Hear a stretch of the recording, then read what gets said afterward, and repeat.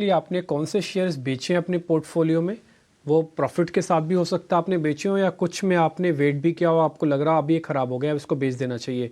ऐसे कुछ segment, pocket या थीम या शेयर्स बता सकते हैं आप?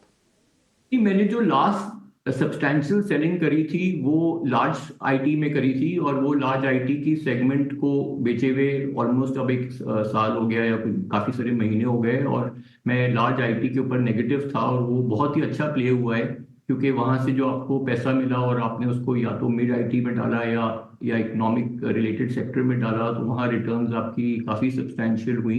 मैंने कंज्यूमर थीम को भी अवॉइड करा हुआ है, कंज्यूमर थीम के अंदर जब तक मेरे को रूरल इंडिया के अंदर इन्फ्लेशन सेटल नहीं होती, तो वहां पर रियल बेनिफिट अभी नहीं दिख रहा है।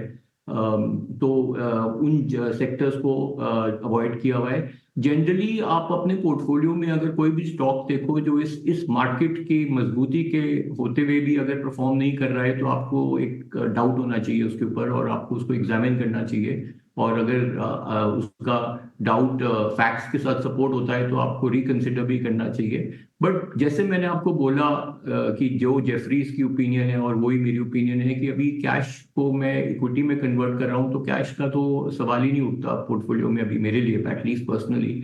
और ये एक और फैक्टर है कि मैं एक अर्निंग मेंबर हूँ, क्योंकि मेरा पास एक लीगल प्रोफेशन है। तो मेरी जितनी भी इनकम आती है मैं उसको इन्वेस्ट करने के लिए जाता हूँ। मैंने इनफैक्ट एक रियल स्टेट को भी बेच के भी इक्विटी को खरीदा है, जो कि नॉर्मली ऑपोजिट ऑफ व्हाट जो लोग करते हैं, क्योंकि मुझे अभी मार्केट में काफी मजबूती लगती है। और अगर मुझे अपॉर्चुनिटी मिलेगी तो मैं कोई भी अपॉर्चुनिटी को छोड़ना नहीं चाहूंगा। अगर मैं कन्विंस हुआ, तो मेरे को मैनेज करना पड़ेगा कि मैं कैसे उसके अंदर अपना निवेश करूंगा।